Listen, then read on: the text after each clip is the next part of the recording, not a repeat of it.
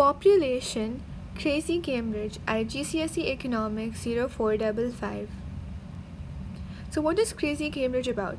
Here I provide IGCSE videos based on biology, physics, math, English, business, economics and accounting, as well as AS videos which include business, economics and accounting. I also provide tips for IGCSE and AS level. So let's look at what population is. So population is the total number of people inhabiting a specific area. 200 years ago, the world population was just over a billion, and now it is about 7.7 billion, with China and India having populations above 1 billion each. It is projected to hit 10 billion by 2056. The factors that affect population. First, it is birth rates. So birth rate is the average number of children born in a country each year, which is compared to the total population of an economy. This is known as birth rate. And this is expressed as the number of births for every 1,000 people in the population. Now, why do different countries have different birth rates? First, it is because of living standards. So, in one country, there may be improved quality, availability of food, housing, clean water, and the countries where children often die due to poor living standards, which means some countries where there are low living standards, children will often die and have higher birth rates. People have more children, fearing that some of their children might die, and these children can then work to produce food and earn incomes. Then contraception. This is the increased use of contraception and legalization of abortion have reduced the birth rates in many developed countries. Customs and religion. Many religious beliefs don't allow the use of contraceptive pills, so birth rates in those communities it will rise. And in developed economies, it is now less fashionable to have large families, so the birth rates have fallen. Then changes in female employment. Nowadays, more females in developed countries enter the labor force has resulted in a fall of birth rates since they do not want motherhood to affect their careers. Then marriage. In developed countries, people are tending to marry later in life, so the birth rates have reduced in the short term. Then death rates. This is the number of people who die each year compared to every 1,000 people of the population is the death rate of an economy. Now there are certain reasons for different death rates.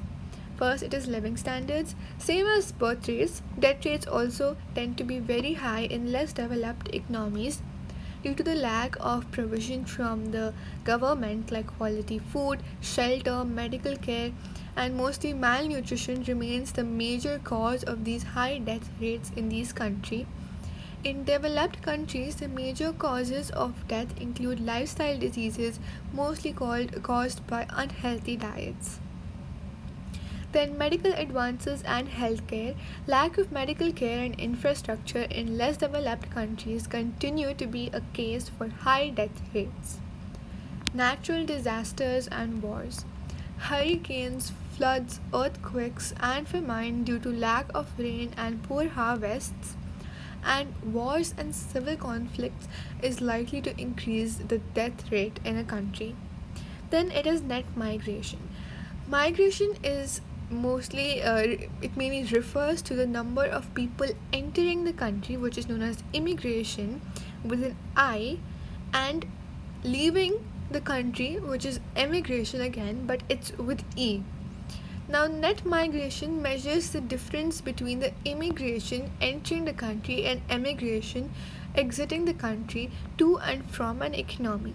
Now, you have two types of migration: net inward migration. This will increase the working population of the economy but may put pressure on the government's finances as demand for housing, education, and welfare will increase. Thus, their government revenue may decrease. Then, net outward migration may increase the income per capita. That is, if the immigrants send money to families back home and thus the Human Development Index, but can result in loss of skilled workers in the country because of the migration. Now, there are reasons for net migration in different economies. First is living standards again. People move to countries where living standards are high and where they can benefit. Employment or wages, people migrate mainly to seek better job opportunities. Like mainly people from Asian countries, they move to UAE because they have really good job opportunities and the living standards are high as well. So, the widespread unemployment and low wages in the home country will cause people to move to countries with better employment opportunities and higher wages. Then, climate. So, very cold or very warm countries or regions will face more emigration, which means leaving the country, than other countries. Now, let's look at the population structure. First, we're going to see the structure of a population can be analyzed using what factors. So, the first point is age distribution. This is the number of people in each age group. Falling birth and death rates mean that the average age in developed countries are rising, whereas in developing and less developed economies, high death and birth rates result in low average ages. Now, there are certain consequences of an aging population.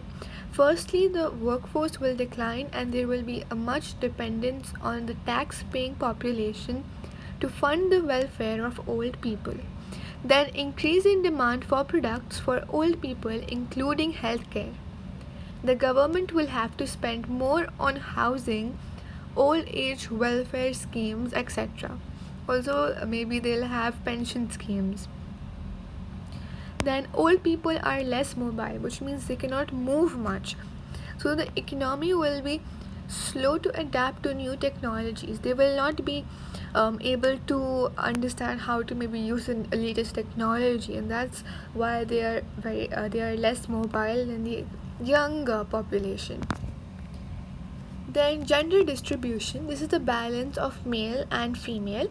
So the sex ratio measures the number of males to the number of females. Since the average female lives longer than the average male, there are more females in the older age groups than males. Now, this gender imbalance is an excess of males or females, and it is caused by wars killing many young males, violence towards females like honor killings and rapes, then sex specific immigration, like more males will immigrate to a country looking for work. Now, the consequences of changes in the gender distribution is having more females will encourage birth rates to rise and increasing population growth. More females in employment will increase the productivity of the firm. More females in education and employment will increase the living standards. A more balanced gender distribution can aid in better social equality as social attitudes towards towards women in education and employment is becoming more progressive. Then population pyramid is the display of the age and the gender distribution of an economy. So the vertical axis, they show the age groups. So you see in between it is the age groups, and the horizontal axis shows the gender groups, males on the left and females on the right. Now, geographic distribution is where people live. So 90% of the world population live in developing countries. So this puts a lot of pressure on scarce resources in these countries as they are utilizing these resources, and it may lead to scarcity. About half of the world population live in urban areas, and this continues to rise, which has helped increase the production and living standards but has resulted in rapid consumption of natural resources, which will cause depletion, and also it causes high levels of pollution and congestion. Occupational distribution is what jobs are people working in. So in developing economies, more people work in the service sector, while in less developed economies, most people work in agriculture. In developing economies, there is a huge migration of workers from primary production to manufacturing and service sectors. Female employment and self-employment is also rising day by day, which is adding to the production and the high living standards. Now let's have a look at what optimal population is. So this is where the output of goods and services per head of the population is maximized. So when an economy is underpopulated, when it does not have enough labor to make the best use of its resources, which means the utilization of resources will not be enough, and if it is overpopulated, then the population is too large given the resource it has, so it will cause depletion of resources. Now, effects of increasing population size. So higher demand and incomes will lead to more economic growth and expansion. Also, it will cause increased supply of labor, so there will be more people employed and it will increase the employment opportunities in the country. Then increased size in the home market. So this one is the potential for an increase in aggregate demand in the long run. More capital goods will be produced to sustain and satisfy the needs and wants of the enlarged population. Fallen rate of productivity with the law of diminishing returns. Too many people will work on limited resources, which will mean low productivity. Then congestion of urban centers. So as population and incomes will rise, people will move to cities and towns, which will become crowded. There will be need for heavy transport, communications, housing, waste management, infrastructure spending. So this is the end of the topic population. I hope you understood this topic well. Thank you for watching Crazy Cambridge. Please do subscribe, like and share.